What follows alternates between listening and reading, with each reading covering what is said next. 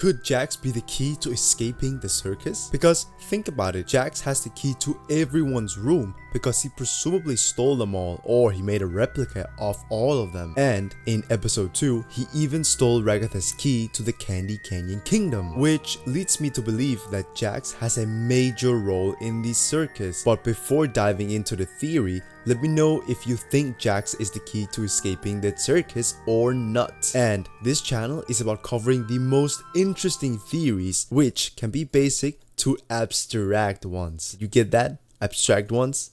Abstraction in TADC? Alright, okay, let's get into it. Firstly, let's talk about Jax's character. Jax is the youngest circus member. He's actually just a couple months younger than Subul, with them both being 22 years old. He's very rude and a tricky character, or that is at least what I think. But some of you probably like Jax for being exactly like that, so no hate to Jax at all. An example of his behavior can be seen in episode 1 when he said something about wanting to see chaos among the others, just not himself. I'm fine with doing whatever, as long as I get to see funny things happen to people. And also in episode 2, where he blackmails Gangle. Hey Gangle, you should ram into him. What? You should not ram them. Tommy's still on board. Do it, it'll be epic. Why are there so many knives back here? Do it, or I'll tell Ragatha about the figurine thing. But enough with his behavior. Let's actually take a look at some evidence that supports my theory of Jax being the key to escaping the circus. We know that in episode 1, when Pomni, Ragatha and Jax were walking down the dorm room hall to check on Kaufmo, Ragatha rang the doorbell. But Kaufmo didn't open. Funny enough, he was abstracted, so that's probably why he didn't answer the door. So she said that they can't check on Kaufmo since the door is locked. But Jax actually pulled out a key to Kaufmo's room, and he even said that he has the key to everyone's room. Don't worry, Dollface, I've got a key to his room.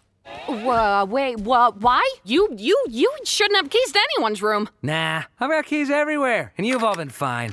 And this could have different meanings, but it also supports his character. I said before that Jax is a rude and tricky character, so with him having the key to everyone's room, he can easily trick them. And it's also rude to have access to people's private spaces. But again, it's Jax. He also hinted towards putting some centipedes in Ragatha's room. By the way, I may have left something in your room today, so let me know if you find it. You're not afraid of centipedes, are you? Jax! That's literally my only fear. Why would you do this? Which is extremely transgressive. And if anyone put a spider under my pillow, I would go crazy. Now, this thing about him having keys to everyone's room could just be him being rude and wanting to play around with the circus members. But the more we dive into the theory, the more covered my theory will be. But him having the keys also means that he has a thing for keys, which is something that the fudge monster has said in episode 2. In episode 2, the circus members arrived in the Candy Canyon Kingdom apart from Subul, who just stayed in the digital circus to presumably prepare Kaufmo's funeral, because they do it for every single person who has abstracted. But the circus members arrived in the Candy Canyon Kingdom, got carried on a carrier by a gummy elephant to the actual castle, where they got the quest from Princess Lulilalu. But before they were set on the adventure, Princess Lulilalu gave Ragatha the key to the castle. Violence. What time period is this supposed to be again? Here's the key back into the kingdom for when you've secured the goods. I trust you not to let it fall into the wrong hands. You can count on me, Your Highness. Oh, please, call me Lou. Will do, Lou. That key was the only way to get into the kingdom, but if you look at when Princess Lulilalu gave the key to Ragatha, Jax looks at the key with a facial expression that screams, "That looks interesting." But what about the other circus members?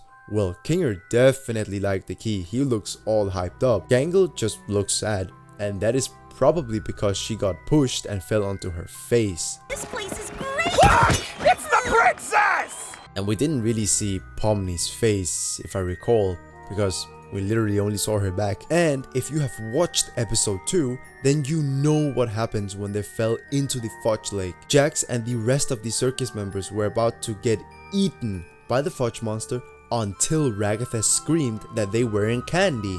My eyes deceive me?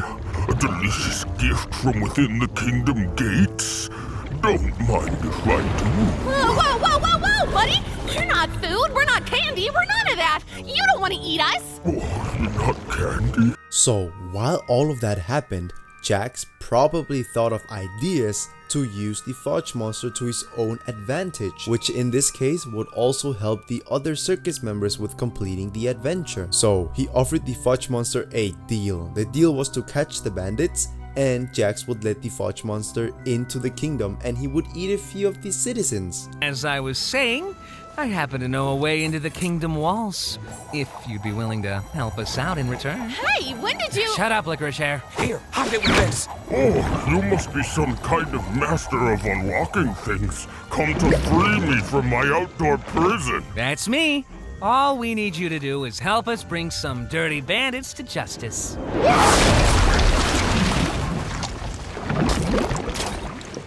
I saw the Reaper wink at me.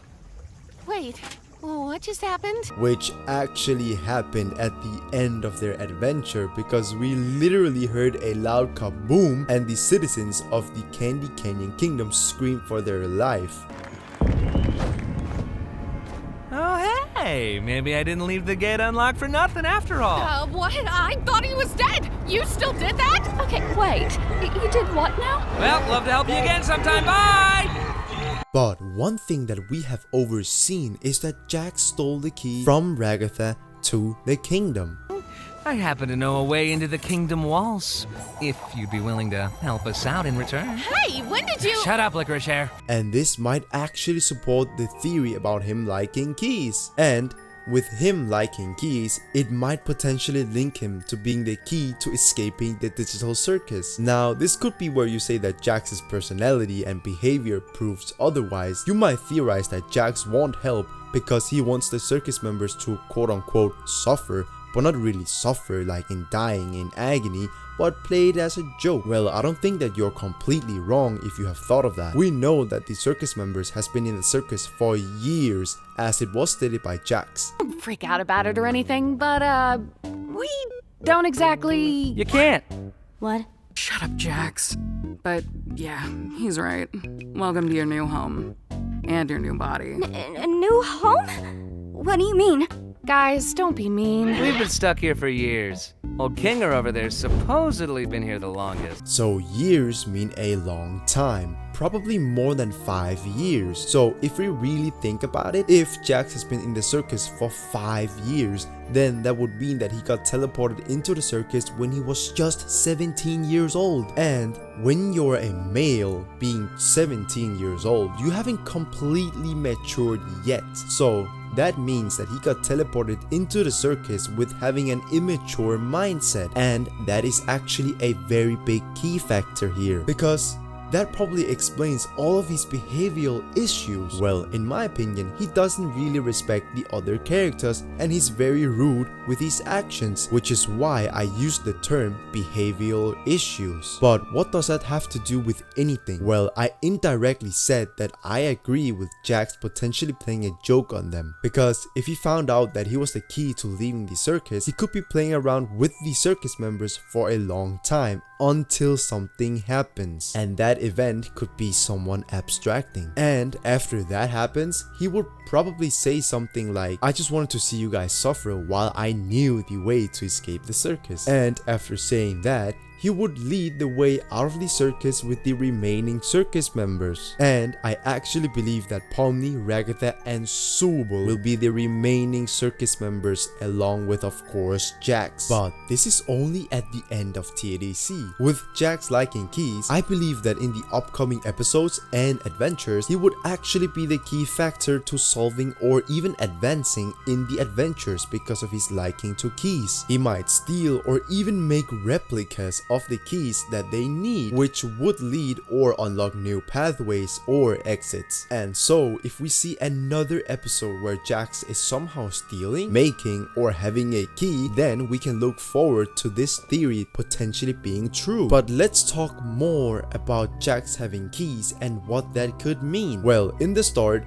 I said that Jax is a rude and tricky character, which would lead him to having an interest in keys. But I also have another theory in regard to Jax liking keys. So, if you have watched Attack on Titan, you know that Eren wants freedom for all of his friends and himself. So, Jax might actually like having the keys because they give him a sense of freedom. We know that they have been trapped in the circus for a very long time, and in all of those years they couldn't find an exit. So with Jax having keys, it indirectly had an effect on him, and that effect is having freedom. So with him being transported into the digital circus at a very young age, he probably felt lost at the time, and after all the years, the only thing that connected him to the outside world was having keys. And why would I say that?